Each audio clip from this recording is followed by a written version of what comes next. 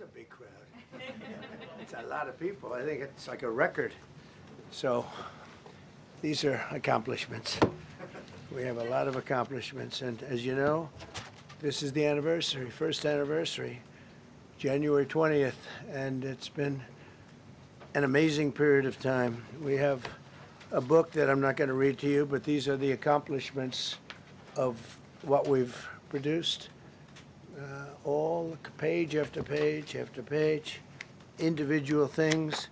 I could stand here and read it for a week and we wouldn't be finished.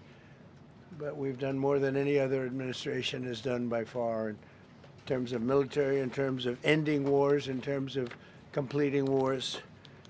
Nobody's really seen very much like it. I think it's appropriate that because Minnesota is so much in the fray, and I say to my people all the time, and they're so busy doing other things, they don't say it like they should. They're apprehending murderers and drug dealers and a lot of bad people. And these are just some of the more recent ones that we have. And I can show you some of the people, vicious, many of them murderers. These are all out of Minnesota, just Minnesota. I say, why don't you talk about that more? Because people don't know. Do you want to live with these people? International murder. These are people that are living, they're apprehended and either put in jails in their country from where they came, and the countries respect us, and so they actually put them there. In the old days, they didn't respect our country. Biden wouldn't do this because he let them all in. You know, if you didn't have open border policies of Biden, none of this, all of the things that all of the time that we spend talking about Minnesota and everything else, most of them are coming from out of the country. And it's been caused by a previous administration. Look at this, one after one. Boy, these are rough characters. These are all criminal, illegal aliens that, in many cases, they're murderers, they're drug lords, drug dealers, they're the mentally insane. There's some of them who are brutal killers, they're mentally insane. They're killers, but they're insane. These are just in Minnesota. In California, it's worse. In other states, it's worse. No, Minnesota, the crime is incredible. The financial crimes are incredible. And the problem is because of the agitators and insurrectionists, whatever you want, troublemakers, but they're paid agitators and insurrectionists. Nobody talks about the fact that $19 billion at a minimum is missing in Minnesota, given to a large degree by Somalians. They've taken it. Somalians, can you imagine? And they don't do it. A lot of very low IQ people, they don't do it. Other people work it out, and they get them money, and they go out and buy Mercedes-Benzes, and they come from here, they have no money. They never had money. They never had a life. They never had a government. They never had a country, because there's basically no country. Somalia is not even a country. They don't have anything that resembles a country. And if it is a country, it's considered just about the worst in the world. They come here and they become rich and they don't have a job. I was told that Ilhan Omar is worth $30 million. She never had a job. She's a crooked congressman. So here's another one. And I have, oh, by the way, we just took out, these are all what ICE is doing. And it's a dangerous job. These are rough people. Weapons. This one here is very bad.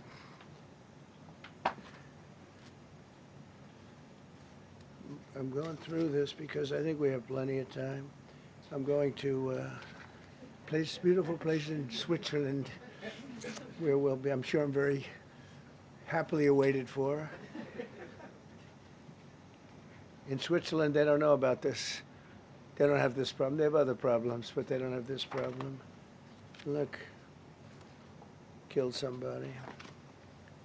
Look, and these are rough people. These are not, this was all allowed into our country through open borders, these dumbest policies. You know, men and women's sports is dumb. But to me, having an open border for the world to come in, drug dealers and prisoners. Venezuela, as an example, opened their prisons into the United States. That's why one of the reasons I felt so strongly against Venezuela. Now I'm loving Venezuela. They've been working with us so well. It's been so nice. And an unbelievably nice woman also did a very incredible thing, as you know, a few days ago. We're talking to her, and maybe we can get her involved in some way. I'd love to be able to do that. Maria, maybe we can do that. But we're dealing with the people and the president and all of the people in Venezuela, and we've been doing great. The oil companies are getting ready to make massive investments there. They have more oil than even Saudi Arabia. There you go. These are rough water. This is all Minnesota, every one of them. This is one state out of many. And these people are, let's see, yeah, these are all, so far, people that came from outside of the country. They were allowed in by Sleepy Joe Biden, Crooked Joe Biden, whichever you like. You can call him whatever you like. They're both right. He's sleepy and he's crooked. He was the worst president we've ever had. And we've had some bad ones, too. I can tell you, all you have to do is look at trade. You're not getting bored with this, right? I hope you don't. But these are people that you have to see. Strong-arm rape, aggravated assault with a weapon, and many other crimes.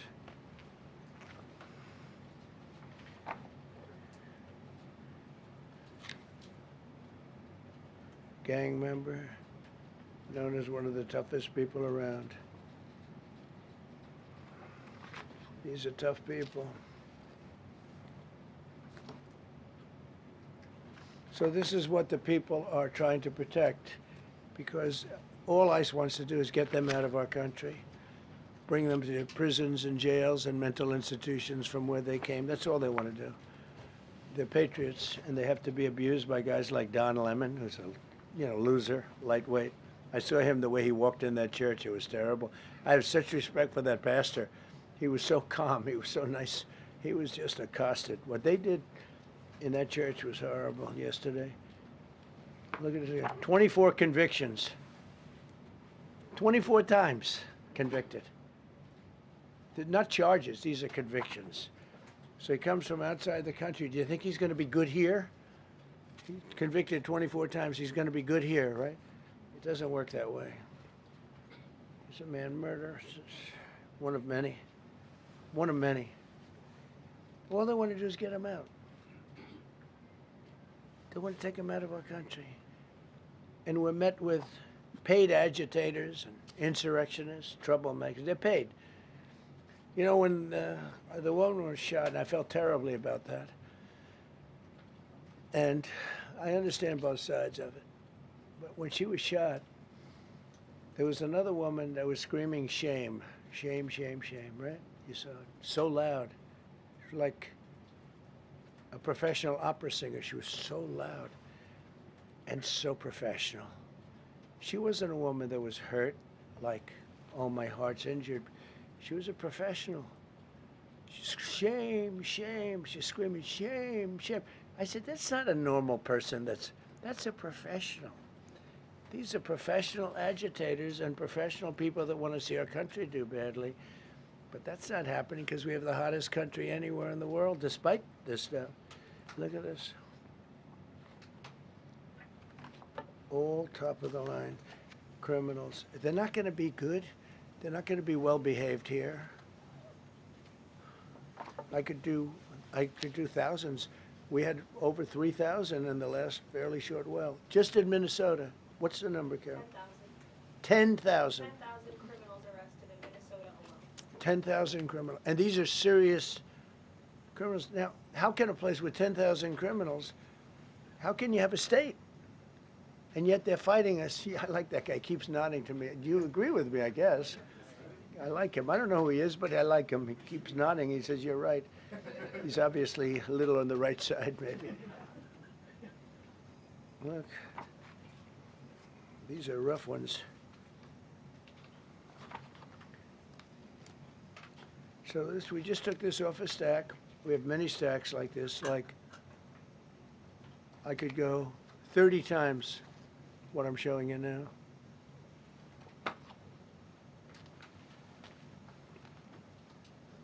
Relations with Hezbollah, that's nice. Why do we allow them in our country? I'm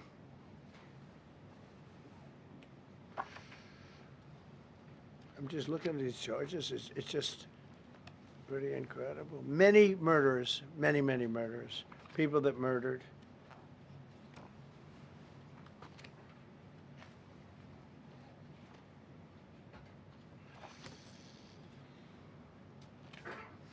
So what ICE does, and Border Patrol is incredible, too. I mean, Paul Perez and that group is incredible.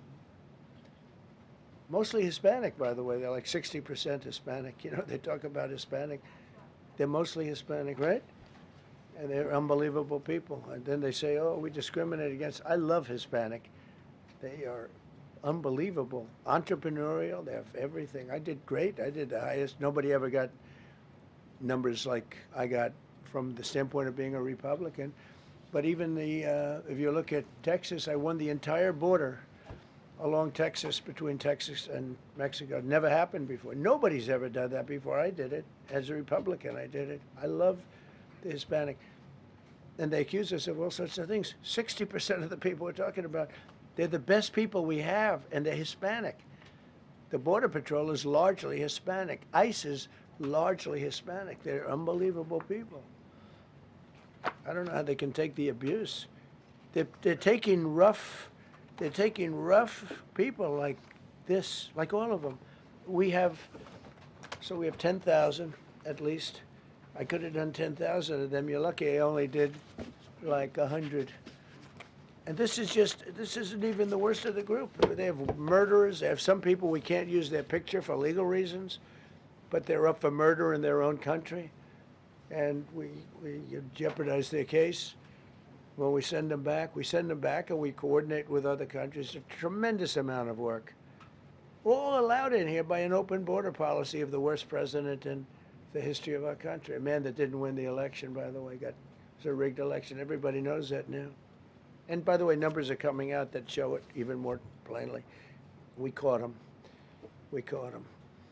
So I just want you to know that it's a terrible thing. Here's the book on accomplishments. And this is something, ooh, I'm glad my finger wasn't in that sucker. That could have done some damage, but you know what? I wouldn't have shown the pain. I would have gone back. Boy, did you hear that? That was nasty. But I would not have shown the pain. I would have acted like nothing happened as my finger fell off. That was a nasty, I think somebody did that. It was him. It was my man. How were you? You didn't do it. I know you did. I know you didn't. So, but here's the book. These are all things we have. I'm going to read a few of the samples, but look at this. These are all, each line is something that we did. Nobody did that before. And it's big stuff, too. Look, we have the hottest country in the world. So, I will read you a few. We ended Biden's stagflation. We were in stagflation. That's a disaster. That's far worse than inflation. As you know, he had the biggest inflation in the history of our country. They say 48 years. Pick your choice. But they had the biggest inflation in the history of our country. We have it right down to a normal number now. We're going to get it even a little bit lower. Created super high. What we've done with growth is incredible. We created super high economic growth, and America is booming. It's booming. There are thousands of businesses right now that are being built. Many of the biggest factories in the world are being built right in our country. They're not going to other countries. They're leaving other countries. Fourth quarter GDP is on track to pass perhaps much more than 5% growth, and that's despite the fact that we had a Democrat shutdown. They shut down our country, and we had 5%. Nobody's in this room has ever heard about 5%. I think it could be 20% if we do it right. If we don't, every time we have good numbers, they raise interest rates. You shouldn't do it. In the old days, if you had good numbers, they'd lower interest rates, or they wouldn't do anything. Here, they try and kill it. They always try and kill success. Over the last 20, 25 years, that's the way. In the old days, if you had good numbers, the market would go through the roof. Today, if you have good numbers, the market goes down. But by the way, we've had the best stock market in history, the best 401ks in history, and we inherited a mess. The numbers that we inherited were way up, and now we brought them, almost all of them, way down. We brought them way down. I mean, I'm not getting. Maybe I have the bad public relations people, but we're not getting it across. We inherited high numbers and we brought them way down. And look at gasoline. They have places in the country now $1.99 a gallon, $1.99, $2.30, $2.50. I guess the average now they're saying is $2.31. I mean, he was at $4.50 and $5 for periods of time. And he went back to the Trump formula, but he didn't do it properly, and he really went back to parts of it because you would have had $8 gasoline if they didn't, but he didn't do it properly. He had people that didn't know what they were doing. Core inflation for the last 3 months is 1.6%. 1.6. Their core inflation was so high that nobody could even calculate it. Under Biden, real incomes declined $3,000. Think of that, $3,000. That's a year. In 12 months, Trump real incomes went up by $2,000 and $3,000 and even in some cases $5,000. It's a tremendous difference. Stock market has set 52 all-time record highs during the course of the 11 months, because this was done on 11 months. Now we are actually officially 12 months as of today. 52 all-time record highs. That means 401ks did great. I have people see me all the time, policemen that guard us really well, and got to know them a little bit. And they said, "Sir, you're making me look so good. My 401k is through the roof. My wife thinks I'm the greatest genius, that I'm a financial genius, like Warren Buffett." He told me that. He said, I think they have better returns than Warren Buffett right now. But he said, all my life my wife has been criticizing me for not being smart financially. Now all of a sudden she loves me more. But we added $9 trillion in value to retirement accounts, saving many people. I mean, they were going out of business. Think of it. We added $9 trillion of value to retirement accounts, savings accounts, and 401ks.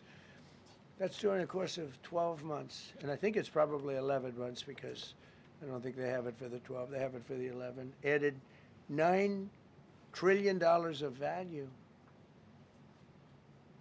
Lifted more than 1.2 million Americans off food stamps in 1 year. They would have had another 1.2 million.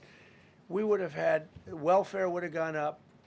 And instead of investing $18 trillion in our country, now it's probably more than that, but $18 trillion and having thousands of plants being built all over the country, you would have had thousands of plants closing all over the country, and you would have had disinvestment, and you would have had welfare going way up. You know, if you look at SNAP, take a look at SNAP, what happened with that? It was at $7 billion, and it came out to over $51 billion. Nobody has ever seen anything like it. The past administration, they had no clue. Or they were really bad, but they basically had no clue. But they did have a concept. I mean, they're still trying to sell the idea of men playing in women's sports. You saw that in the Supreme Court. I mean, some of those justices were fighting for them, too. They were fighting for them. But you saw that just the other day in the Supreme Court. Men playing in women's sport doesn't work. Secured a record-breaking $18 trillion in commitments for new investments. Apple, NVIDIA, SoftBank, Oracle, TSMC, Johnson & Johnson, Eli Lilly and Company, Micron, AstraZeneca, General Motors, Hyundai, Ford, Honda, GE Aerospace, many, many others. I left a Ford plant a week ago in Michigan that they were going to close 2 years ago, and now they just announced that they're going 24 hours around the clock making cars. Tariffs did it. I don't know what the Supreme Court's going to do. I think to me it reads so plainly. Couldn't be plainer. You're allowed to do a license. Tariff is probably less severe than what a license could be. But think of it. You're allowed to do a license, and then they have a clause at the end, something to the effect, or what is necessary, something to that effect. And what is necessary with tariffs. I don't know where there's a case even there, but we've taken in hundreds of billions of dollars, and if we lose that case, it's possible we're going to have to do the best we can in paying it back. I don't know how that's going to be done very easily without hurting a lot of people. But we're waiting for that case anxiously, and we have tremendous national security because of tariffs and tremendous income. You know, we have, and by the way, no inflation. So everyone said, oh, tariffs will cause inflation. We have no inflation. We have very little inflation. Biden had inflation, and he didn't do tariffs. We had a huge problem. We have a 62% reduction in our trade deficit. So if you had a 1% reduction, a normal president would have a 1%, 2% reduction. Everybody would be high-fiving. Had a 62% reduction. Next year, we won't have a trade deficit. We secured most favored nations agreements to slash drug prices by as much. To me, I think this might be the biggest thing of all. We get zero talk about it. The New York Times had a story way in the back of the paper, a little story about it. I think it's the biggest thing there is. When you talk about health care, drug prices will go down more than ever before for any country, because we were priced at such a level that we were subsidizing the entire world, big place in the world. We were paying 10, 12, 13 times more than other countries. 13 times more, not 13%, 13 times more. A pill that was selling in London for $10 would sell in New York for $130. That's 13 times. More than that even. But we secured most favored nations agreements to slash drug prices by as much as 300, 400, 500, and even 600%, including with Pfizer, AstraZeneca, Eli Lilly, Nova Nordisk, Gilead Sciences, EMD, Serenio, and many others. If you look at some of the prices that are coming down, where a price would come down $1,300 coming down to $87. Think of it. So something that was costing $1,300 is now costing $87. And the fake news doesn't want to write about it. That's why I do this. I don't like to do this, to be honest with you. But I do it because got to get the word out. We signed one big, beautiful bill. I call it the Great Big Beautiful Bill, delivering the largest tax cuts in history. No tax on tips, no tax on Social Security, no tax on overtime. We made interest on car loans tax deductible for U.S.-built automobiles only. So if you buy an automobile built in the United States, we're not doing it for Germany and Canada and different places. We're doing it only if it's built here. We want them to be built here. A lot of the Canadian auto plants are closing and they're moving into the United States. Same thing with Mexico, same thing with Germany, and same thing with Japan and other countries. They're moving into the United States because of tariffs. Because they don't want to pay the tariffs. It's too much. They can't pay the tariffs. So they're coming here. Nothing different than what other smart countries did. But it works better for us. Under my leadership, it's not done properly, but it's done properly. We have, again, more plants being built than at any time in the history of our country. Passed the largest spending cuts in American history, and that was true in my first. We had a tremendous first term also. We rebuilt our military. We had one of the best. We had the best economy in the history of our country, but we're blowing it away now. When this stuff starts opening up, you're not going to see anything like it probably ever again. We slashed the federal budget deficit by 27% in a single year. Think of that, 27. You could do it 2%, 1%, a half a percent, 27%. And that's with all of the things we have to do, all of the people we have to put on the payroll to get rid of people that are murderers. Again, when you see people in Minnesota that are murderers, these people are fighting to keep them there. And I say to Christie and to Tom Homan, the great people, they're working so hard. Look at the border. The border is now secure. First time, Biden said you couldn't do it. You need legislation. I had no legislation. I said close the border. Within 1 month, we had almost nobody coming in. Now, for the last 8 months, nobody came into our country illegally. And I find that hard to believe because you'd think somebody, because it used to be millions of people just poured into our country. And the people that do that are Democrat sort of aligned. So, I mean, they're not doing me any favors. We had nobody come in. We have a very strong border. We have very few people coming up. They're not going to make the trek because they know they probably won't be coming in. So it's not as hard as you think. But I didn't have to go back. Remember, they said, we need legislation to close the border. They had millions of people coming in a month. We have nobody coming in. And we're getting the murderers out. Murderers, people from prisons and jails. Many countries opened up their prisons and dropped them into the United States. Those are the people we're getting out. And we have a lot of heart. And I said, you got to lighten up on this. We have a lot of heart for people. They came in illegally, but they're good people, and they're working now on farms, and they're working in luncheonettes and hotels and all. And we're looking to get the criminals out right now, the criminals. And I think it's very important. I mean, every once in a while you see a story, we take somebody.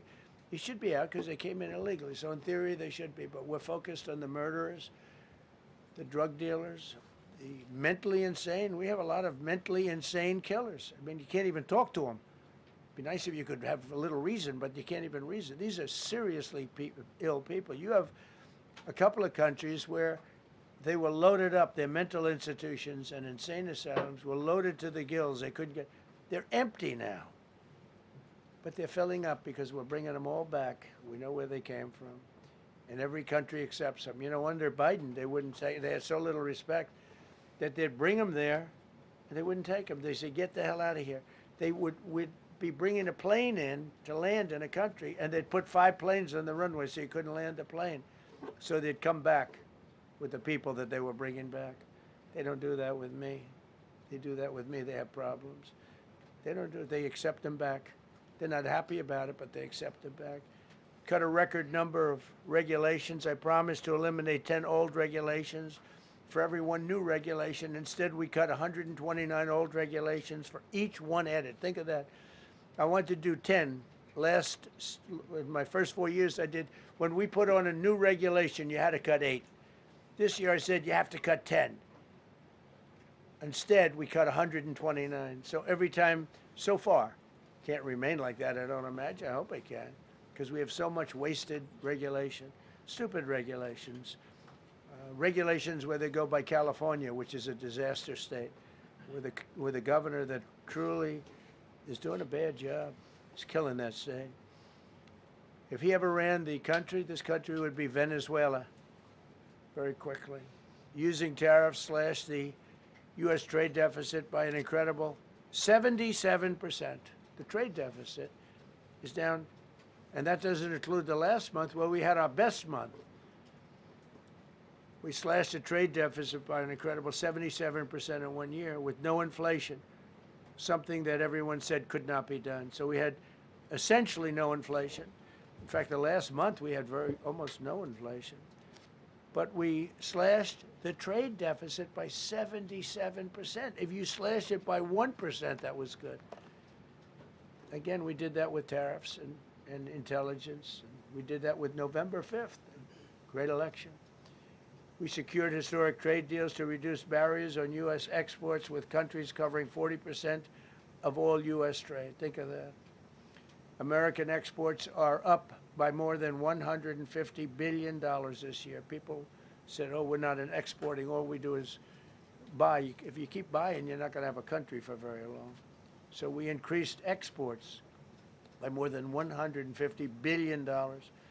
Investment in American factories is up 41%. That's a record. Nobody goes 41% up. You go 2% up, 1% up. You go down by 3%. If Kamala got elected, the 41% up would be 41% down. We removed over 270,000 bureaucrats from the federal payroll. That's another thing. So we have, we announce our unemployment numbers, call it unemployment or employment. And they were very good, but we could make them great. But we've slashed tremendous numbers of people off the federal payroll. Because ultimately, if you're on the federal payroll, I mean, we have jobs where they had 10 people for every job.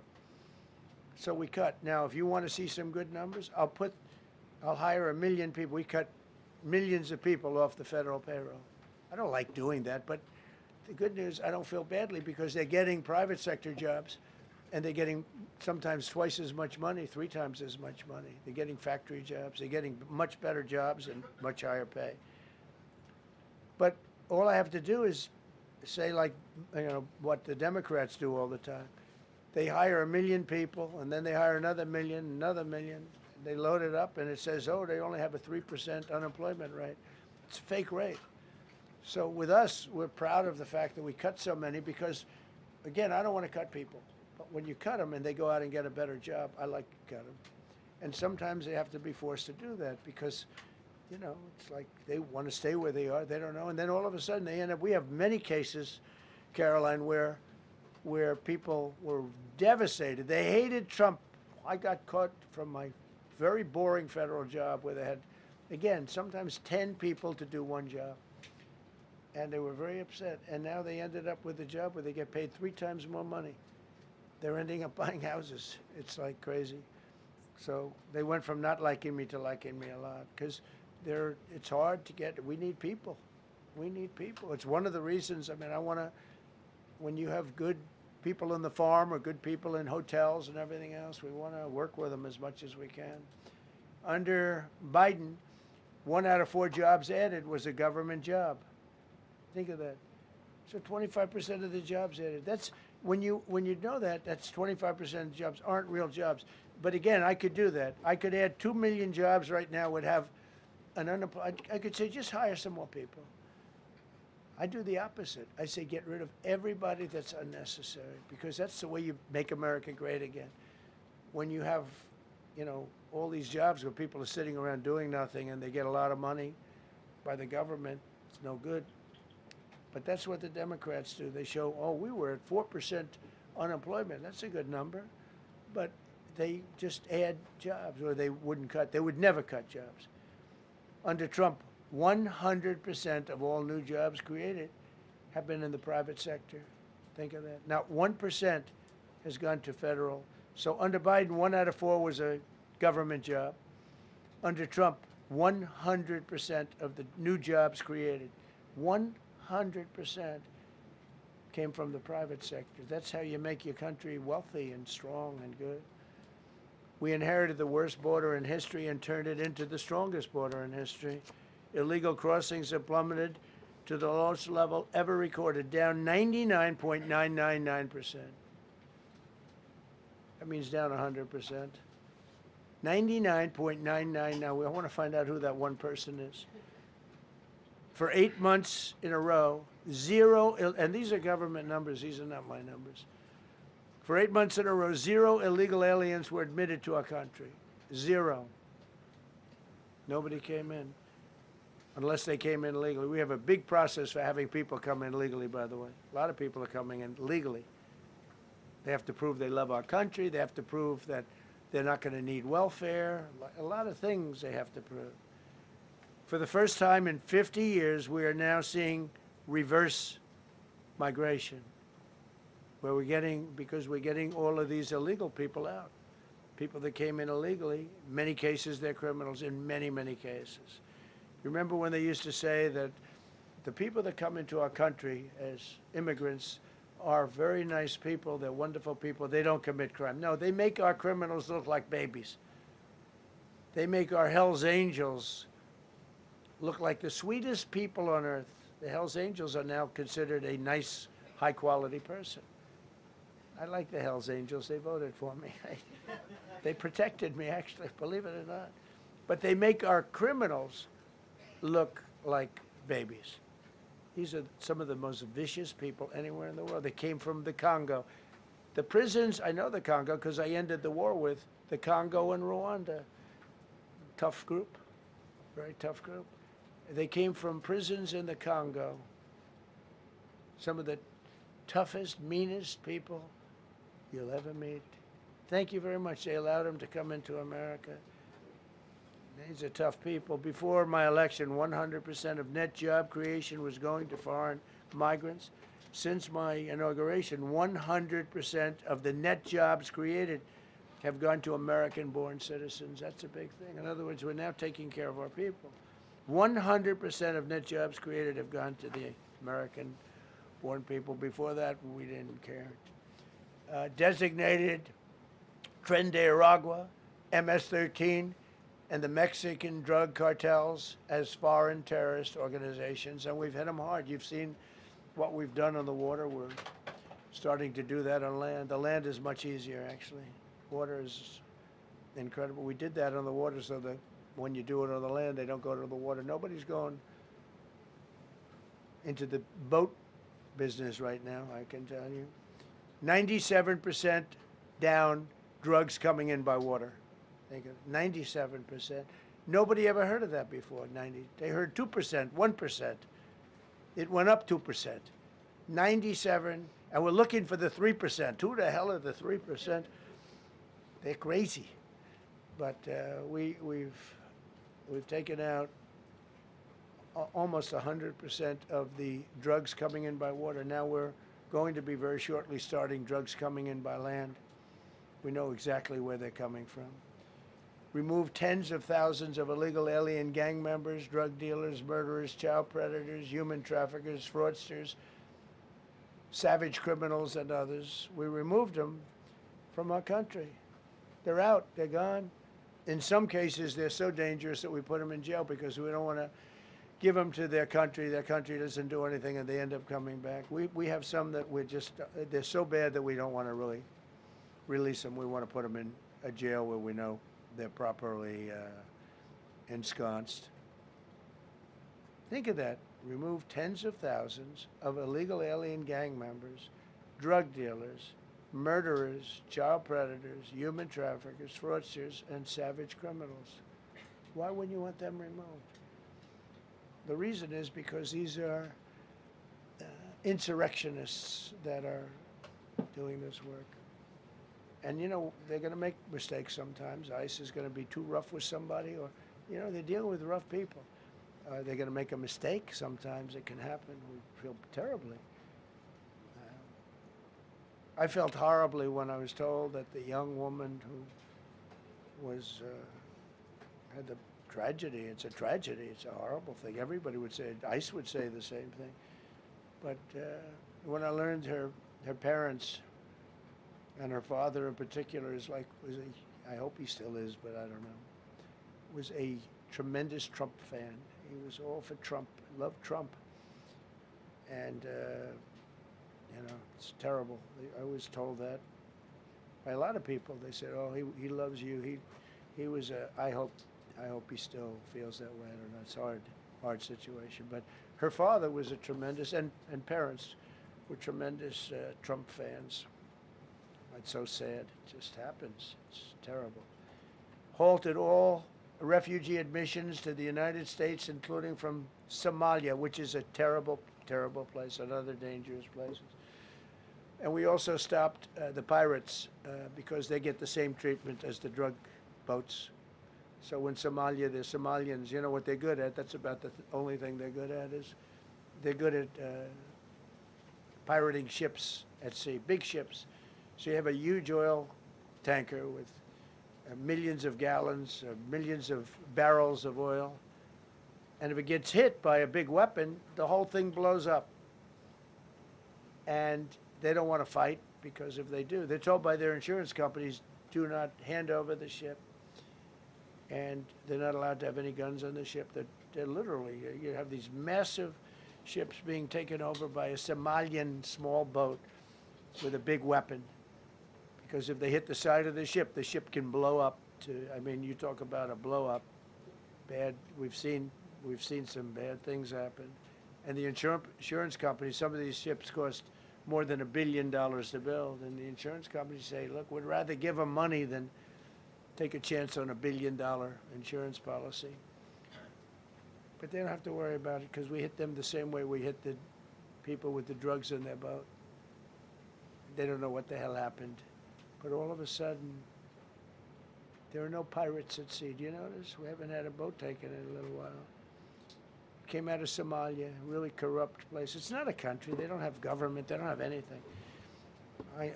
I always hate to see this. Ilan Omar, she comes from Somalia, a backward country, probably the worst country. They say it's the worst country in the world, if it's a country. I don't even think it's a country. There's no organization, no anything.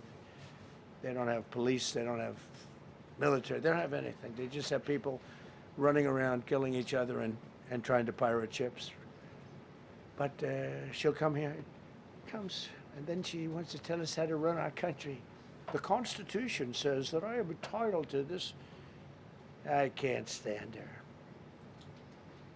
Terminated all taxpayer-funded benefits for illegal aliens and kicked 275,000 illegals off of Social Security. They were illegally getting Social Security.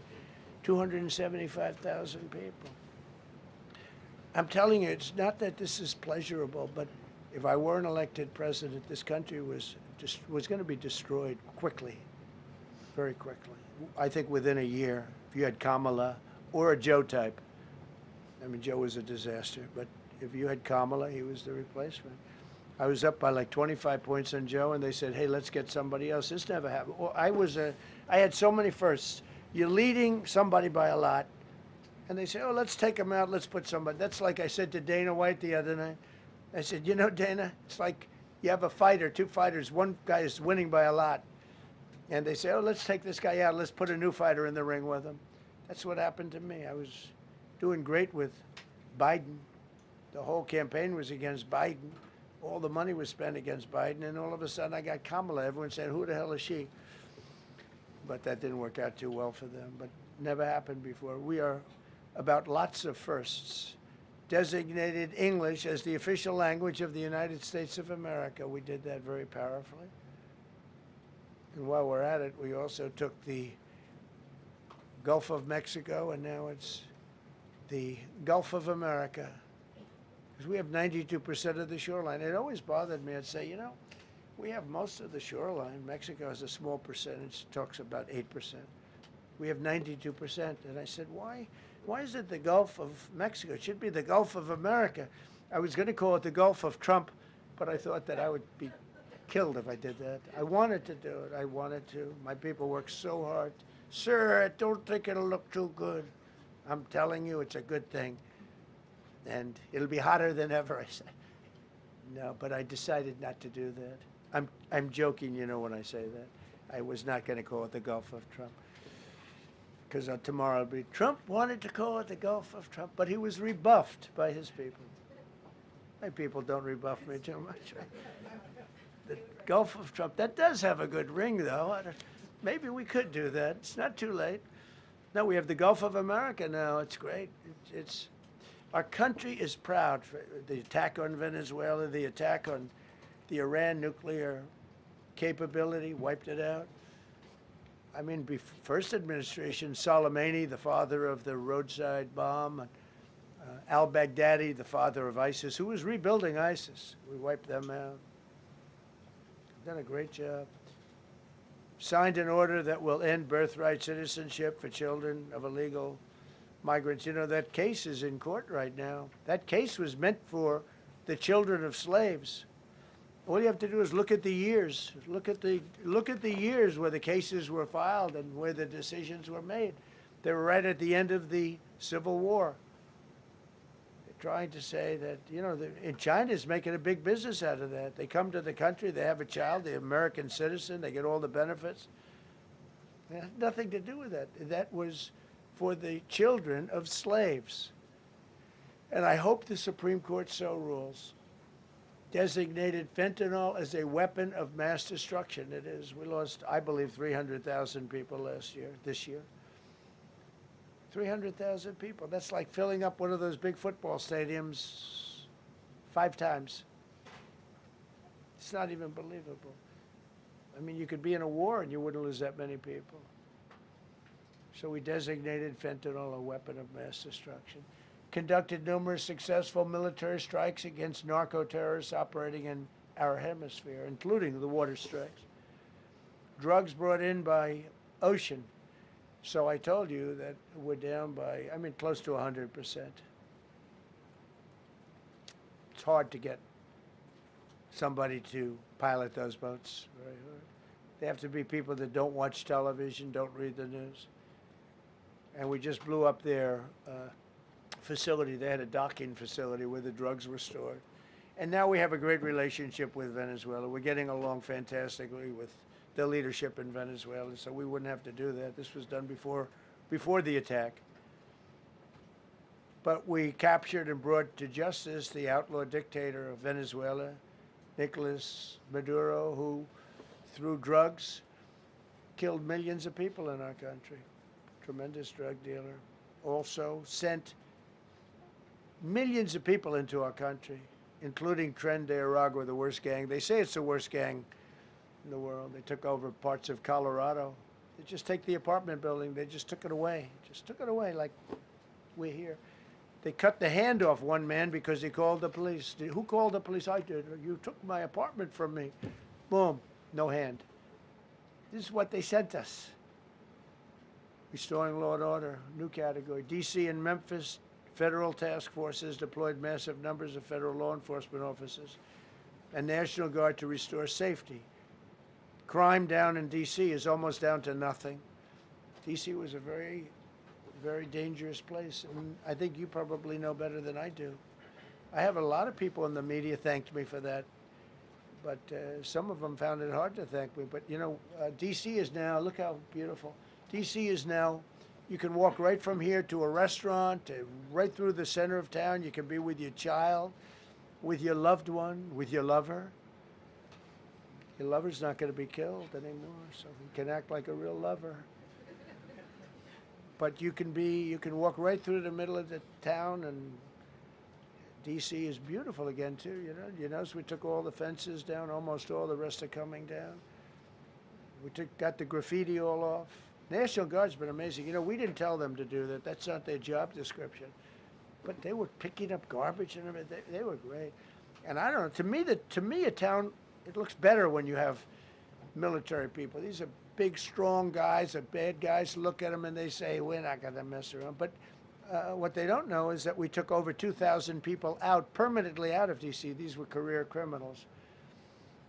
But I feel much better seeing those people there. I went in a couple of times and had dinner in D.C. I walked right down the middle of the street. I felt very safe.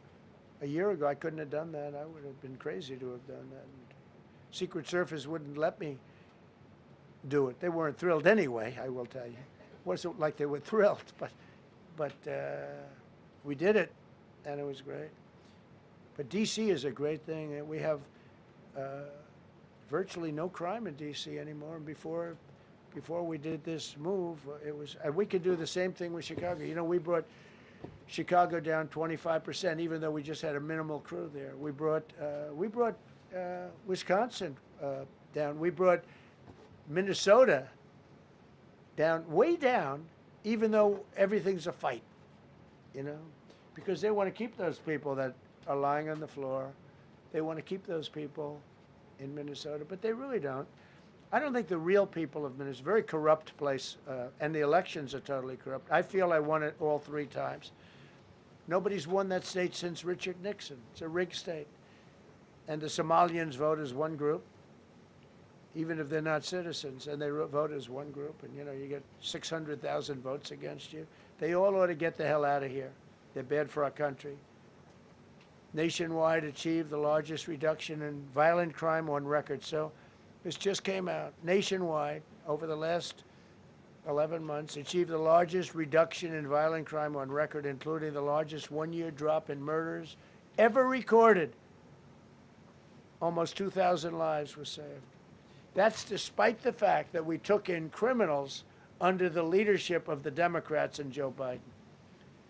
More motor vehicle theft is down by 100,000 vehicles nationwide. That's another. Nationwide, the motor vehicle theft was out of control, and now it's very much in control. It was down by more than 100,000 vehicles to a record low. Began the process of eliminating cashless bail policies across the nation. You got to get rid of your sanctuary cities, and I hope our people know that we're not going to pay sanctuary cities. We're not going to pay them anymore. They are sanctuary for criminals. They hold criminals. We're not going to pay. They can sue us, and maybe they'll win. But we're not giving money to sanctuary cities anymore as of the beginning of the month. We began the process of eliminating the cashless bail. Well, cashless bail is where it all started. It's a disaster. And then other places. I don't know if it started in New York. I remember it starting in New York. So if somebody comes in, murders somebody, and they let them out, no bail, no nothing. Basically, cashless bail means you just get the hell out. And they go outside. We have one case where a guy murders somebody, gets released, and goes out and murders somebody. 2 people in one day. No, we got to get rid of cashless bail. They got to pay, got to have bail. There's a reason for bail. Long tested.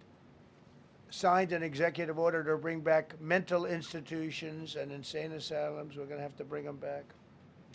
Hate to build those suckers, but you got to get the people off the streets. You know, we used to have, when I was growing up, we had in my area in Queens, I grew up in Queens, we had a place called Creedmoor. Creedmoor, did anybody know that? Creedmoor. It was a big, I said, Mom, why are those bars on the building? I used to play Little League baseball there, a place called Cunningham Park.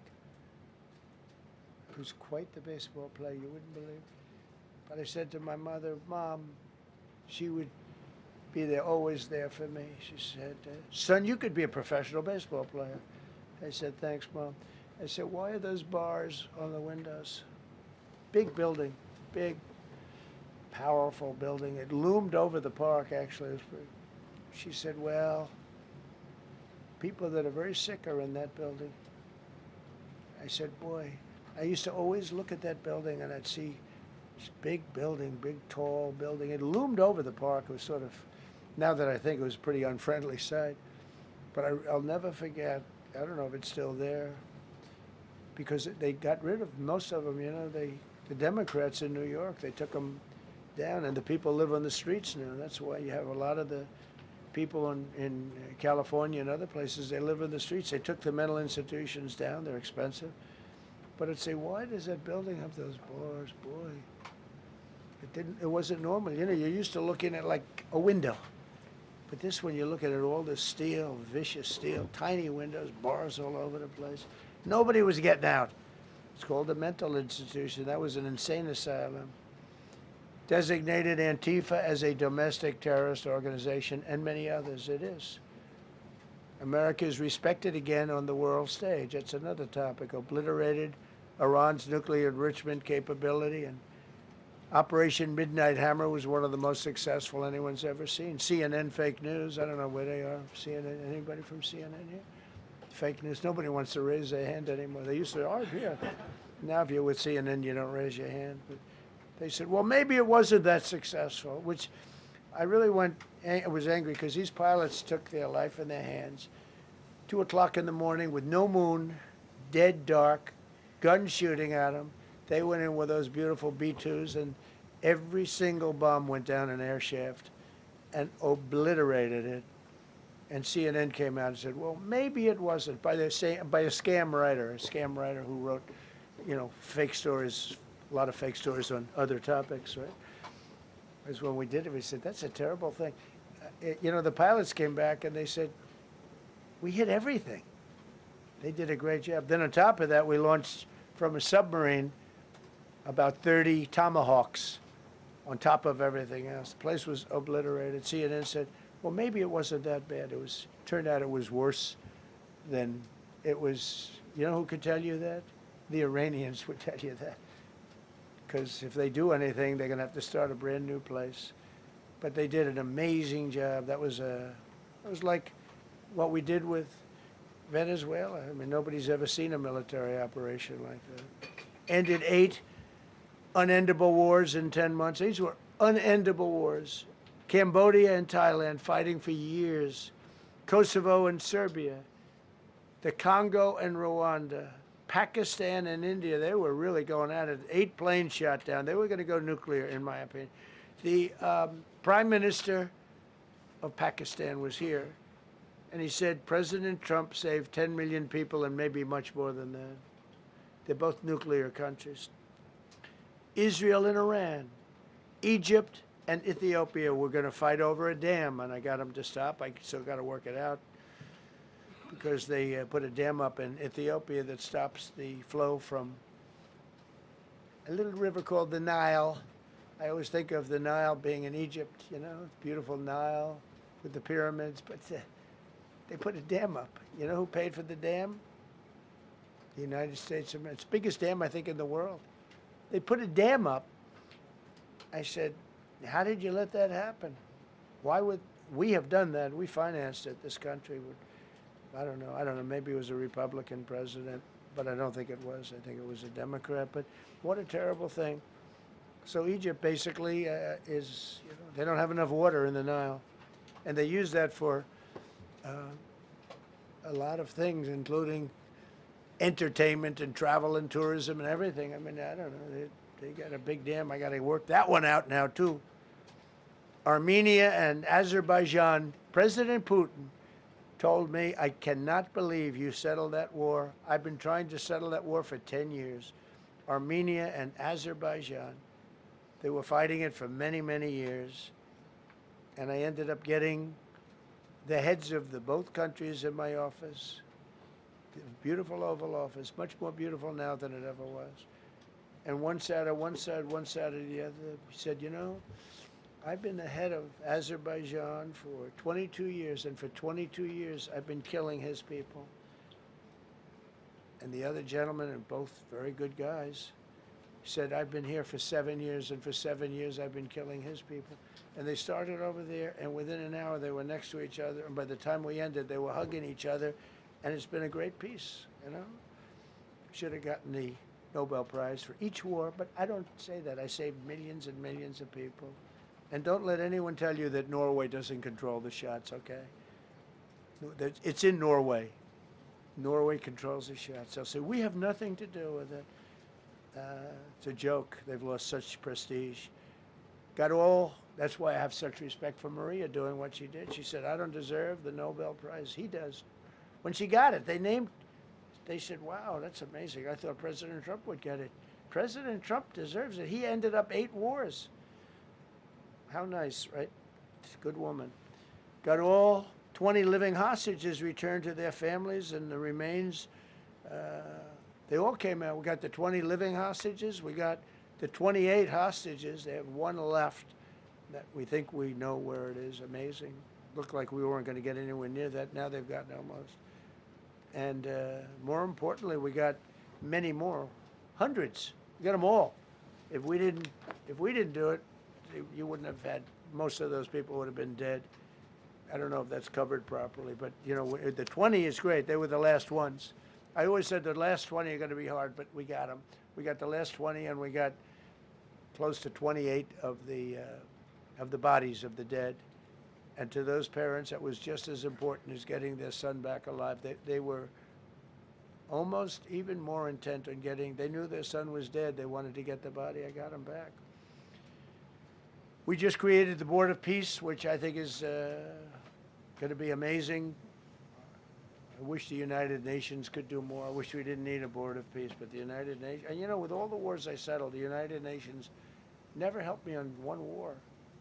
I mean, I guess I'm not blaming them. I didn't call them to help, but I got, you know, the presidents and prime ministers together. We knocked heads. We got along, and they liked me. I liked them. Every single one of them nominated me for a Nobel Prize. Every one of the wars, among many other people.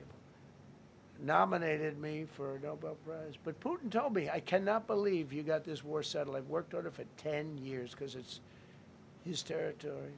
Rescued 83 American hostages and citizens detained from abroad without paying a lot of money, paid no money. Apprehended terrorists responsible for the Abbey Gate bombing that claimed the lives of 13 U.S. service members in Afghanistan, the lowest point in the history of our country. That was a Biden disaster. I was getting out, but I was getting out with dignity and strength.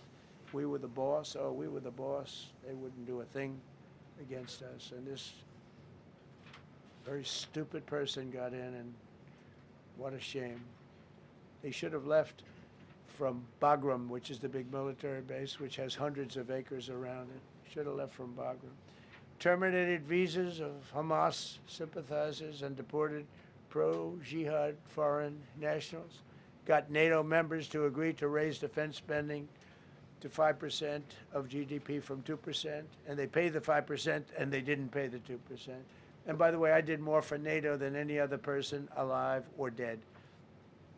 Nobody's done for NATO. And I think for the most part, they'll tell you that. I think you could ask the Secretary General about that, but he said it a lot. I've done more for NATO than anybody, and I see all this stuff, but NATO has to treat us fairly, too. The big fear I have with NATO is we spend tremendous amounts of money with NATO, and I know we'll come to their rescue, but I just really do question whether or not they'll come to ours. You know, I'm just asking. Just saying, right? You remember during the debate? Just saying. Signed $1 trillion investment in U.S. military. And next year, we hopefully will go to $1.5 trillion. We're building battleships that are 100 times more powerful than the battleships of World War II, which are the big, beautiful, those big, beautiful things with the guns. I said, what about bringing them out of dry dock? They said, sir, what we're building will blow them away. Think of it. These ships are 100 times more powerful than the battleships that you see on Victory at Sea. Do you ever see Victory at Sea? What a great thing that is to watch. Renamed the Department of Defense into the Department of War, which everyone loves, by the way. Signed landmark critical minerals deals with Australia, Malaysia, Thailand, Ukraine, Japan, and many others. We're going to have so much rare earth. It's actually not that rare. Getting it processed is rare, but there's a lot of rare earth. There's a lot of earth around, I can tell you. Withdrew from the corrupt World Health Organization, where we were paying hundreds of millions of dollars a year. So we were paying $500 million a year, and China was paying $37 million a year. I said, why aren't we paying the same as China? They said, well, nobody asked. I said, China's got 1.4 billion people. We have 350 million, probably, with all the illegals, you know. China probably knows more accurately. But we have much smaller in terms of the number of people. We have a much more powerful military, but we have much smaller. I rebuilt the military during my first term, by the way. And while they gave away a lot to Afghanistan, the Taliban, which was just horrible seeing them, every year seeing them do that military down some dirty street, is a disgrace. But while Biden gave a lot of it away, it's a tiny fraction compared to what we did. I rebuilt the military, and now we're continuing to build it. And bigger and better, we need it, peace through strength. But we withdrew from the corrupt World Health Organization. So I remember we were paying $500 million, they were paying 37 or 39 million. And I said, how come? So I withdrew, and they called, we'll give you the same deal that they had. I said, well, it should be less than that, because if they're at 37 and you have 3 times, 4 times the number of people, even maybe 5 times, I don't know. So it should be less, but I didn't want to chisel around. And I thought about it. So I could have taken 500 million to 37, and everybody knew it. I chose not to do it because it was actually very popular when I got out, because they were terrible. And so I chose not to take that deal. First thing Biden did is go back into it. You know what he paid? More than 500 million. So I actually called them. I said, you know, you can buy it for less. You can make a deal at 37. There's no reason to pay 500, they didn't care. They paid more than 500. Did you know that? They paid more than 500 million. I made a deal at 37. I could have had 37. They were public about it. We'll give you the same deal that China has for 37. And they paid 500. They paid $500 million. That's the way you ruin a country. And it's the same attitude that, you have on everything else with these people. They were terrible. The anti-American UN Human Rights Council we ended, the UN Relief and Works Agency we ended, and the fake Paris Climate Accord, which was a ripoff of America, where we had to pay $1 trillion and they were paying nothing. China didn't kick in until 2035. We kicked in immediately. We were supposed to pay $1 trillion. Russia went to a standard of 1991, which was a dirtier standard. But we had to pay top dollar. So I terminated that. Another Rick. We ended the woke lunacy and restored common sense, abolished all discriminatory diversity, equity, and inclusion DEI policies throughout the federal government and the private sector. They're gone, everybody. They're gone. Terrible. Terminated the Green New Scam and ended the insane electric vehicle mandate. I love electric vehicles. That caused me a little problem with a man named Elon. But he understands, and he's a good guy. We get along, but I said, Elon, we can't have all electric cars. We just can't do it. I like the electric cars. I like his car. But in particular, I like his car. But we can't do that because some people don't want an electric car by 2030. And to build the power stations all over the country would have cost $4 trillion. $4 trillion, that's more than any country has. If you got China, the United States, and everyone, you couldn't do it. And it would have taken years, and yet they were supposed to be switching over electric vehicle mandate. Some people don't like electric cars. Some people want hybrids. Some people want regular gasoline-powered cars. We have more gasoline than anybody. And now with Venezuela, we have 62% of the market when you include Venezuela.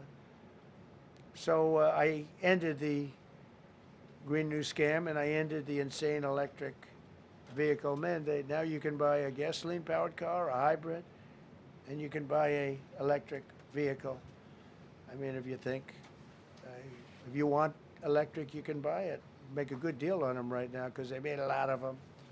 Permanently stop Joe Biden's ridiculous CAFE standards. That's having to do with the environment, so ridiculous. Cancel the EPA's absurd, totally absurd, tailpipe emission standard, which made you spend hundreds of thousands, for hundreds of thousands of cars.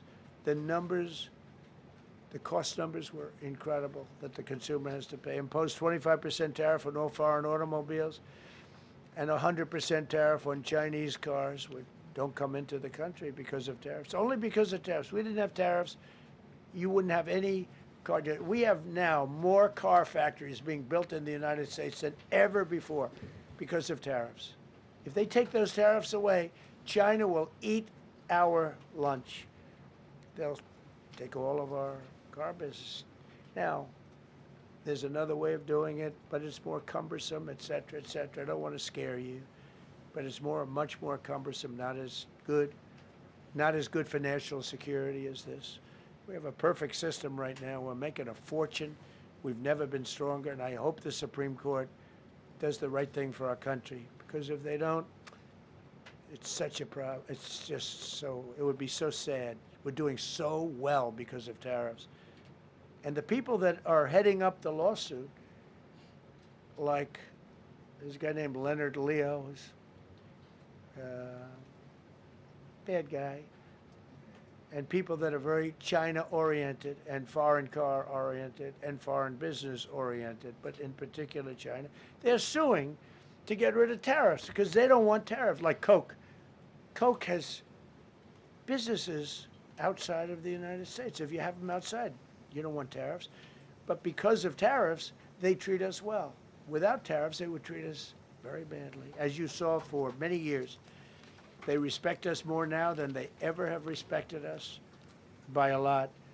And revoked the California emissions waiver to stop San Francisco communists from regulating the automobile industry and destroying automobiles and the industry in the nation. I was with Bill Ford of Ford Motors. I was with all the people at General Motors the other day, and they are making more money and building more cars than they are doing so good. All because of tariffs and what I've done. And they're building their plants all in the United States. Reopened Anwar for drilling. That's a big deal. Launched a massive Alaskan pipeline project to export natural gas to Asia. We made a deal with South Korea and with Japan that gives us money, the likes of which nobody's ever seen before. Signed executive orders to end Biden's war on coal and I say clean, beautiful coal. I never say the word coal. It has to be preceded by the words clean, beautiful coal. And put miners back to work. The miners love Trump. I think I got 100% of their vote. We banned transgenders from the military. We don't want transgender in the military. Ordered reinstatement of patriots expelled from our military with full back pay. So we had some people that were terminated, and they're coming back into our military. Fired the woke boards of visitors at our military service academies. The boards of visitors were run by radical left, maybe communists, maybe not, but they were still heavily radical left, and they were bad for us. Signed an executive order to remove anti-American propaganda from federal museums and national parks. Required the federal employees to return to work in person or be fired. We don't want them sitting in their home or in their bed working. We want them in an office that we're paying for in Washington, D.C., or wherever it may be. And we've largely taken care of that mess. That was crazy. I guarantee you they're out on the ball fields. I guarantee you they're out playing golf. And you can't run a country or a company that way. I think it's happening even so with countries and companies. But we had so many of our federal workers, they wouldn't come into work. Signed an order banning all government censorship and restoring free speech. Made it the official policy of the United States government that there are only two genders. This was not a tough one. Two genders. Can anybody guess what they are? Male and female. I think the Democrats know that too, but they refuse to admit it. Ban the use of puberty blockers, hormone injections, and other chemical and surgical mutilation of children. Can you imagine saying this 15 years ago? That we banned the use of puberty blockers, hormone injections, and other chemical and surgical mutilation of our children. You know, when I say it, I say, do I have to say that? I actually ask my people today, yes, sir, because that's where the country went. Banned men from playing in women's sports. Big Supreme Court case on that. I mean, I can't believe it. Some of the justices were fighting hard for men to be able to play in women's sports, a couple of them. I can't imagine it, but I think anybody that rules that way should lose a lot of credibility. But we banned men from playing in women's sports. All you have to do is look at the records, look at weightlifting records, look at swimming records, look at track and field. It's not fair. It's very demeaning to women. Banned transgender ideology and critical race theory from our schools. Secured unprecedented settlements with Brown University, Columbia University, and many other colleges, including the University of Pennsylvania, where I went, the great old Wharton School of Finance. To restore fairness and merit, we're working with Harvard right now. They've been very anti-Semitic. Terrible what they've done. And we'll see what happens. I hear we have a deal, but who the hell knows with them? They have a lawyer that wants to show how hot he is. Ended taxpayer-funded student loan forgiveness for radical left and anti-American activists. Can you believe it? Began the process of abolishing the Federal Department of Education and returning education back to the states. And Linda McMahon is doing a fantastic job. Ended Joe Biden's weaponization of our government and removed his hand-picked radical left Marxist prosecutors from the Department of Justice, like deranged Jack Smith. He's a sick son of a bitch. They gave me the worst of the worst. And here I am. How did that happen? How did that happen? He's a sick guy, and Letitia James is sick, and Alvin Bragg is sick. They're sick people. and others. Fani, you can't call her Fanny. She doesn't like it. She wants to be called Fani. Fani Willis. I won, can you imagine? Putting somebody through that? And then if I suggest that somebody may be guilty of a terrible crime, oh, he's weaponizing government. Trump is weaponizing government. It's terrible. Can you imagine? They say to me about weaponize, I don't weaponize anything. But what they did to me, nobody ever went through what I went through.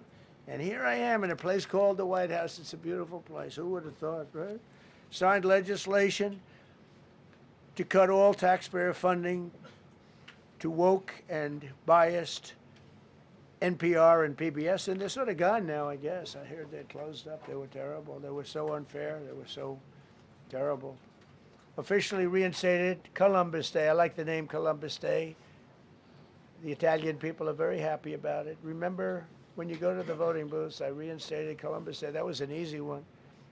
Christopher Columbus. Cut Social Security wait times by 50%, serve 65% more Social Security recipients by phone, and are on track to doubling the service and performance compared to the Biden administration. We're 2.5 to 3 times better and faster. Slash VA claims backlog to the lowest number ever recorded. Created Trump accounts starting with $1,000 for every newborn baby. This is something that's become so popular. And I give Mr. and Mrs. Michael Dell Computer, who put in $6.25 billion, started with nothing. And he actually invested all that money to give to kids so that when they grow up, they have an account that might be worth a lot of money. It'll be riding with the markets. And, you know, they can, at 20 years old, 21 years old, they could have $100,000. They could have a lot of money. That's going to be amazing. But I give a lot of credit to Mr. and Mrs. Michael Dell. Signed AI executive order to ensure the United States dominates the future of artificial intelligence. So we're leading China. We're leading the whole world. We're producing more electricity than we ever have because I'm allowing every one of those plants to build their own electric facility. We're giving them very, very fast approvals, unlike Los Angeles with the fire. So the federal government, I want to give a lot of credit to Lee Zeldin. The hardest approval for the 20,000 houses or more that burned down in Los Angeles because they didn't have the water. They didn't allow the water to come down from the Pacific Northwest. They routed the water into the Pacific Ocean. So we had no water there. No, he had. I would say open up the water. Open it up to the governor, to the mayor. They didn't want to do it. They wanted to protect a tiny little fish that's, you know, I said, how can you have a fish when you don't have any water? It was just an excuse, I guess. But it's amazing. We took 20,000 houses, and Lee Zeldin, the toughest permit is from the federal government. Within 2 weeks, every single permit was given to the people to build their houses. Then you have the incompetent mayor of Los Angeles. He's neutral, who decided to go to Africa during the fire. So you have this incompetent mayor, and I had it out with her the night when I got, right after the fire, I went there. She said, we're working on it so that we can have everybody starting to build within 2 or 3 years. Remember that? I said, you mean 2 or 3 days? No, I mean 2 or 3 years. And the place went crazy. Well, they still haven't gotten their permits. But every federal permit, every single one has been given a year ago. And Lee Zeldin has done a great job. And he's done a great job in the approval of all these big plants and factories and all of the electricity that they're creating for themselves. I said to Zuckerberg, I said to all of them, I said to Jeff Bezos, I said to everybody. Mark Zuckerberg couldn't believe it. He said, you know, where are we going to get all the electricity? Because you need double the electricity that the country currently makes just to fire up those big plants. I said, well, nobody can do that. So what we're going to do is let you make your own electricity. Nobody believed it. And I said, we're going to get you fast permits. So we get them within 2 weeks. and they're coming up with some of the most incredible electric plants you've ever seen. So each one of those massive buildings, AI or otherwise, is building their own electricity, they're building their own plant, and it's incredible. Many of them are under construction already. They're going to have, we're leading AI, and we're leading China by a lot. Established a MAHA presidential commission, banned many artificial food dyes, as you know, issued new vaccine recommendations, and created new real food pyramid. And Bobby and Dr. Oz have been incredible. Provided $12 billion in aid for American farmers. Just gave them $12 billion in aid because they got screwed by other nations. And the number of drug dealers have fallen every single month since I took office. Drug dealers are way down in the United States, and that's a small version of what's sitting right there. That's just a small version. We took a country that was dead, and it's the hottest country in the world right now, and that's after 1 year. So let's go. That's a lot of people. Go ahead, please. Yeah, go ahead. Thank you so much, Mr. President. I have two questions for you. One, do you want your Board of Peace to replace the UN? Well, it might. I mean, the UN just hasn't been very helpful. I'm a big fan of the UN potential, but it has never lived up to its potential. The UN should have settled every one of the wars that I settled. I never went to them. I never even thought to go to them.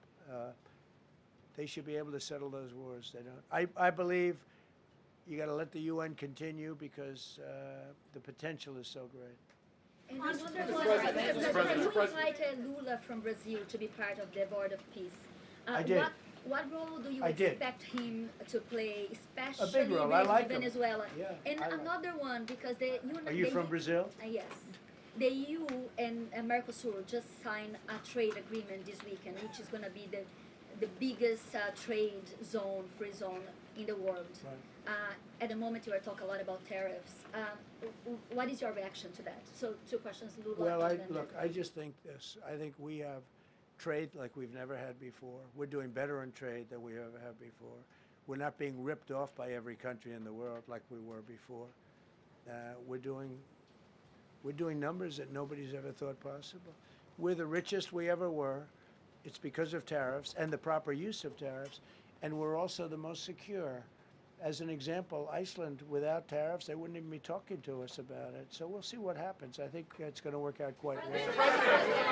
Yeah, right behind. Thank you, Mr. President. How would you characterize your relationship with Emmanuel Macron and Keir Starmer right now? And have you spoken to them since your Truth Social post last No, I night? haven't, but I think I get along very well with them. I mean, they always treat me well. They get a little bit rough when they're, when I'm not around.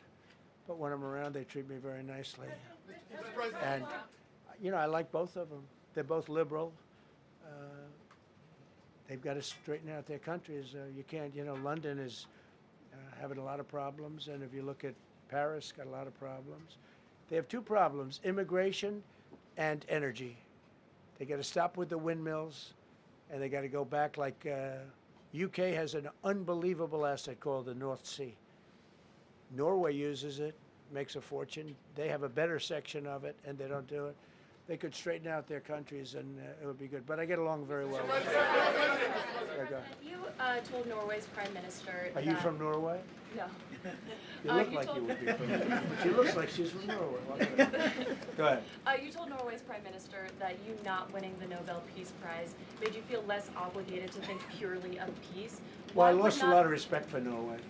And I believe very affect... strongly that Norway controls the Nobel Prize. But you have to understand, I settled 8 wars.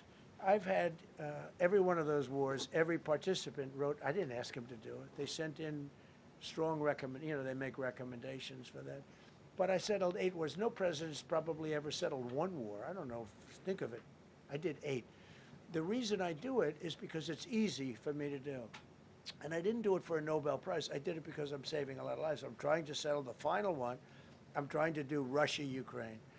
And when Russia's ready, Ukraine's not. When Ukraine's ready, Russia's not. But they're losing 25,000 people a month on average. And I'm trying to get that one done. But no, I feel that Norway has tremendous control over who gets the Nobel Prize, despite what they say. How far are you willing to go to acquire Greenland? You'll find out. Mr. President, Kevin Hassett has said that those $2,000 tariff rebate checks would be up to Congress to decide whether or not to disperse that. Do you agree with Kevin Hassett on that, or do you think you can do that unilaterally? No, I don't think we would have to go the Congress route, but, we'll find out. The reason we're even talking about it is that we have so much money coming in from tariffs that we'll be able to issue at least a $2,000 dividend and also pay down debt for the country. But we'd do a $2,000 dividend to the people of our country. Would probably set a limit of, income limit where it made sense. But we will be able to make a very substantial dividend to the people of our country. I believe we can do that without Congress. Last night on Truth Social, you said that the British plan to hand the base of Diego Garcia over to Mauritius and then rent it back was an act of great stupidity. Previously, you've backed that deal.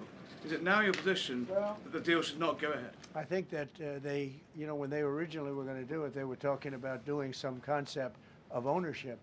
But now they're looking to essentially just do a lease and sell it. And I'm against that. It's a reasonably nothing like Greenland, but it's a reasonably important area of the globe. Not to anywhere near Greenland, but I think they should keep it. I don't know why they're doing it. Do they need money? Mr. President, with your support to the Syrian government, most probably you avoided another civil war and a bloodshed in Syria, especially after the fall of the regime. I did a good job. I did a good job. And, the Syrian government, the last 2 weeks, had to use some force to implement its force on specific areas. And Well, with to keep the prisoners, the terrorist prisoners, which are some of the worst in the world, at bay. So they were able to keep that. He's working very hard. The president of Syria is working very, very hard. Strong guy, tough guy, pretty rough resume. But you're not going to put a choir boy in there and, get the job done. I spoke with him yesterday because we were talking about the prisons and, what was going on. We have some of the worst terrorists in the world in those prisons, and he's watching them. Syria. Mr. Go ahead. President, Gavin Newsom is going to be at Davos if he's not already there. You're probably going to run into him. I presume that this is for him to raise his platform for 2028, but what do you anticipate his foreign policy platform is going to be? I don't know. I don't know that he's going to be the nominee. I know this. I had a very good relationship with Gavin Newsom when we were, in office together. I was president. He was the governor of California. We had he would talk about it often, and somewhere we just went astray. I just hate the way California is being run. We actually have people leaving. It's never happened before, but I hate the way it's being run. He and I had a very good relationship. They're really close to the word exceptional, but now we seem not to. Thank you, President Trump. President Trump, you spoke earlier. Mr. President, you've been hearing from allies. Thank you. No, above you. Thank you so much, President Trump. Kara Castanova from Lindell TV. And you spoke earlier about the 2020 election. Now that Maduro is in U.S. custody and he was criminally charged, has any more information emerged that you could share with us regarding Venezuelan election software and Venezuelan ties to tampering with the 2020 election? And would you consider speaking to Maduro personally in prison in New York to get some answers on Venezuela's involvement with the 2020 election? No, I don't think I would be doing that. I think my lawyers would be very unhappy if I did that. Yeah, they've learned some things. Please. What happens to the tariff threat to Greenland if the Supreme Court comes out and rules against you on the tariffs? And Well, I'll have to use something else. I mean, are look, you willing to use force? take a look at the word license. Take a look at other things. I mean, we have other alternatives. But what we're doing now is the best, the strongest, the fastest, the easiest, the least complicated. Sir, if you move ahead with the Greenland-related tariffs on Europe, you secured almost $1 trillion of commitments from them to invest in the United States. Does that go kaput out the window if that happens? I doubt it. Look, they need that agreement very badly with us. They really do. They fought very hard to get it. So I doubt that, but we'll see what happens. We have a lot of meetings scheduled on Greenland. I'm leaving tonight, as you know, for Davos, and we have a lot of meetings scheduled on Greenland. And I think things are going to work out pretty well, actually. Thank you, Mr. President. Will you still go to Paris for the G7 emergency meeting as offered by President Macron? No, I wouldn't do that. No. Because, you know, Emmanuel's not going to be there very long. And, you know, there's no longevity there. He's a friend of mine. He's a nice guy. I like Macron. But he's not going to be there very much longer, as you know. And I think, you know, I have meetings with the people that are directly involved, not some of the people you're talking about. Thank you so much. Thank you so much, Mr. President. And happy You know, New I've Year. never seen this room like this. Is this a celebration of the first year? Yes. Have you ever seen it? I've never seen this many. I hope we have a very good. I hope we have a very good structural floor. You know, this used to be a swimming pool. You're sitting over a swimming pool. I could see that happening. But we need a good structure here, don't we, huh? Yeah.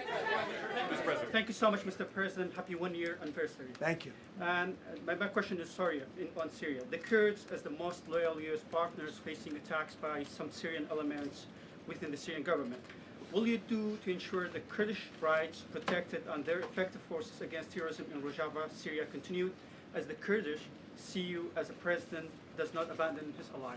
Well, I like the Kurds, but just so you understand, the Kurds were paid tremendous amounts of money, were given oil and other things, so they were doing it for themselves, more so than they were doing it for us, but we got along with the Kurds, and we are trying to protect the Kurds, that's correct. Ahead of your speech in Davos, can you give us a preview of what we can expect as far as, you know, laying out the plans for Americans to be able to buy homes? I think more than anything else, what I'm going to be speaking about is the tremendous success that we've had in 1 year. I didn't think we could do it this fast.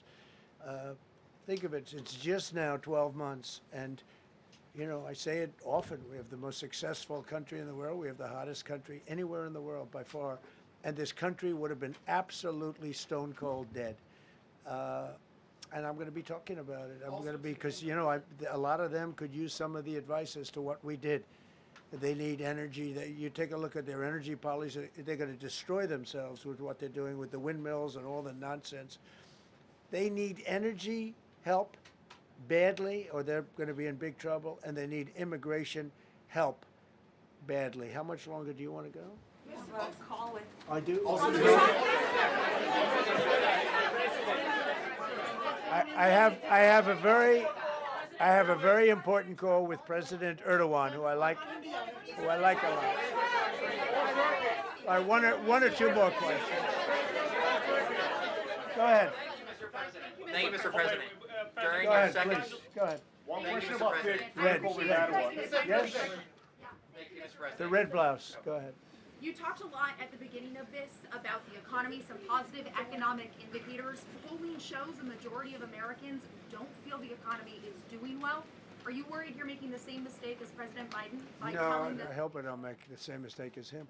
Look, I inherited a terrible, it's a great question, because we inherited a terrible, terrible mess between the border, between all the problems. The whole country was falling apart. And in 12 months, less than 12 months, in 12 months, we have the strongest border we've ever had. We have prices that are much, much lower than they were for the last. We inherited very high prices. We inherited, remember this, inflation was at a historic high. We had never had inflation like that. They say 48 years, but whether it's 48 years or ever, we had the highest inflation, in my opinion, that we've ever had. Prices, because of that, were very high. I inherited, we brought down eggs immediately. Remember the first news conference, they were screaming at me about eggs. I was in the position for 2 days, and we brought eggs down to lower than what they were before. And by the way, they continue that way. We brought the prices down from when I came into office and from what Biden had, way down. We're going to bring them down further. But the job we did is a miracle. One of the reasons I'm doing this today is to explain. We inherited a mess, and we've made it a beautiful, beautiful picture. Think of gasoline at $1.99 in many states. $1.99 a gallon. It was $4.50, $5, in some cases $6 or $7. We're at $1.99. And energy is so big that with energy, everything else comes down. But the prices are coming way down, and we're going to bring them down further. But we started up here with these guys. We inherited a country that was broken.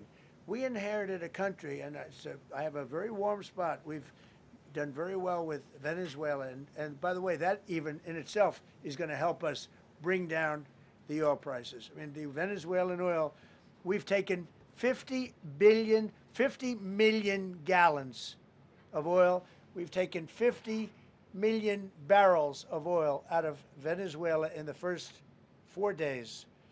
We've got millions of barrels of oil left. We're selling it on the open market. We're bringing down oil prices incredibly. And when they come down, and they've already come down, again, $1.99 a gallon for oil. Nobody thought they'd ever see it. All right, one or two more.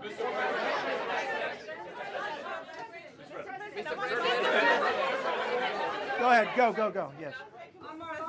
I want to ask you about Iran. Is the military option still on the table? And can you assure us that the killing in Iran has stopped? And when regard to your peace council, which members have to pay $1 billion? So with Iran, are you from Iran? No, I cover the White House. Where are you from? I'm Palestinian American. So with Iran, they were going to hang 837 people. And I let them be known that, and we let them know that if that happens, that will be a very bad day for them. And they decided not to do it. They didn't hang the people. I can't tell you what's going to happen in the future, but supposedly they've taken that off the table. But they were going to, last week, they were going to hang on Thursday or Wednesday. They were going to hang, I think, 837 people. And they didn't hang anybody. So we're just going to have to see what happens with Iran. Is the military option off the table?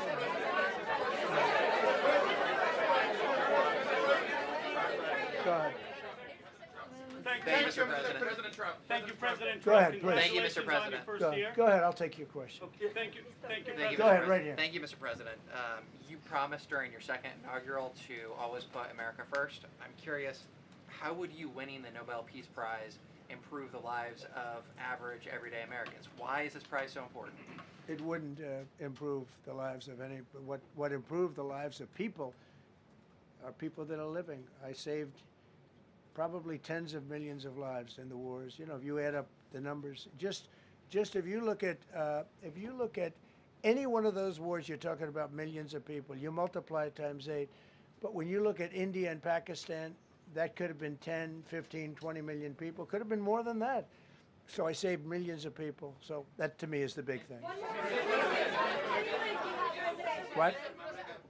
You suggested a moment ago that perhaps the reason why a positive story about the economy isn't getting through is because of, bad communications people. But are average Americans wrong to still feel high prices? And how much longer does the White House hope that they? So I think a lot of people are listening to the fake news a little bit, and I'm not blaming anybody. I think I blame ourselves. I think we've done a much better job than we're able to promote. We're not promoting. We're doing a great job, and we're sort of letting the promotion take care of itself. One of the reasons I'm doing this news conference, I think it's important. We have taken a mess and made it really good. It's going to get even better. But if you look at prices from a year or a year and a half ago, you look at the Biden prices, they were way up through the sky. And, they use the word affordability. They just say affordability, and they don't talk about it. They created the affordability problem, and we are solving it. We have solved a lot of it. Again, everybody agrees in this room, I think, gasoline prices have come per gallon way down. When that happens, everything else comes down, but they've come down way down. Many of the groceries have come way down. It's all happening, and it's happening strong. But if you go back a year and a half, 2 years, take a look at those prices and look at the prices now.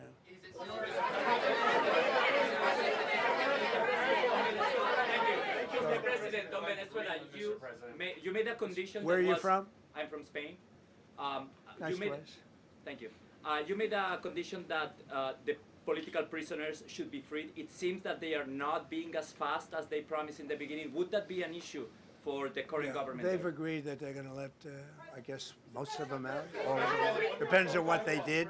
But they have released a lot of, released a lot of political prisoners in Venezuela. Mr. President, earlier on last year, you had mentioned, you had indicated that you wanted to take back the Panama Canal. I know we've heard a lot about Greenland. Is that still on the table? I don't want to tell you that. Sort of. I must say, sort of. That's sort of. Okay, one more. Yes, blonde, blue. Yes, go ahead, ma'am. Go ahead with the blue, holding the computer. If a consequence of your determination to take control of Greenland is the ultimate breakup of the NATO alliance, is that a price you're willing to pay? You mean the breakup of it's very the interesting NATO alliance? question. So I think something's going to happen that's going to be very good for everybody. Nobody's done more for NATO than I have, as I said before, in every way. Getting them to go up to 5% of GDP was something that nobody thought was possible, and pay. At 2%, they weren't paying. At 5%, they are paying. And they're buying a lot of things from us, and they're giving them, I guess, to Ukraine. That's up to them, but they're giving them to whoever they're giving them to, but they're buying a lot. I think that we will work something out where NATO is going to be very happy and where we're going to be very happy. But we need it for security purposes. We need it for national security and even world security. It's very important. How about it? Thank you very much. First of all, last year you told me that you believe that the reason you won the election is because God put you in this place so that you could save the world. Looking back 1 year, do you feel like God is proud of the effort that you've put in? I do, actually. I think God is very proud of the job I've done. And that includes for religion. You know, we're protecting a lot of people that are being killed. Christians, and Jewish people, and lots of people are being protected by me that wouldn't be protected by another type of president. No, I think a lot of people are very proud of the job we've done. We've had an amazing year. This has been one of the greatest years. Even some people that wouldn't necessarily love me instinctively, they're saying this was an incredible year. We've had an incredible year economically. Look at our border. Our border was a disaster. People poured. It was an invasion into our country of a lot of very bad people. Good people too, but a lot of very bad people from prisons and drug dealers and gangs and horrible people, murderers, thousands and thousands of murderers allowed into our country. And we now have the strongest border of any country. There's probably not a country, I guess North Korea has a pretty strong border, by the way, but there's not a country in the world that has a border like we do. And we took it from the worst border. We had the worst border in the world. Now we have one of the strongest borders in the world. One more question. You said you're confident something's going to get worked out in Greenland, but Greenlanders have made it clear they don't want to be part of the U.S. Well, what gives the U.S. the right to take away that spoken. self-determination? When I speak to them, I'm sure they'll be thrilled. Mr. President, are you committed to keeping the U.S. in NATO? I've had such a good relationship. I've made it so much better, so much stronger. It's so good now. NATO is so much stronger now. I don't agree with a lot of the things they've done, but that was done before I got there. I think NATO's been good. Sometimes it's overrated, sometimes it's not. But we have a strong NATO. When I came here, we had a weak NATO. We had a NATO at 2%, and they weren't paying. You had a nothing NATO. NATO's, whether you like it or not, it's only as good as we are. If NATO doesn't have us, NATO is not very strong.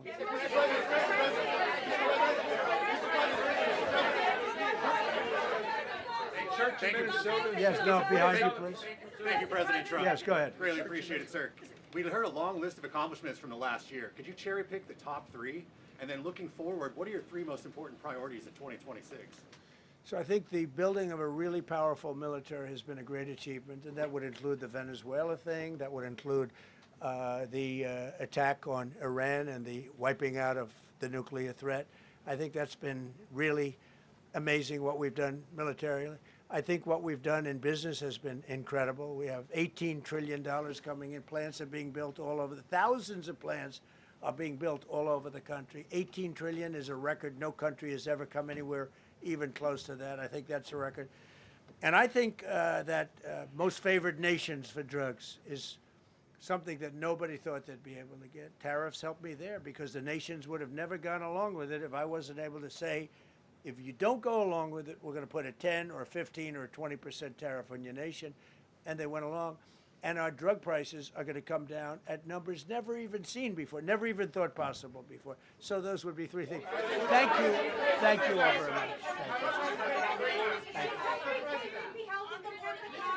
Thank you very much. How much did you pay for Greenland, sir? How was the game?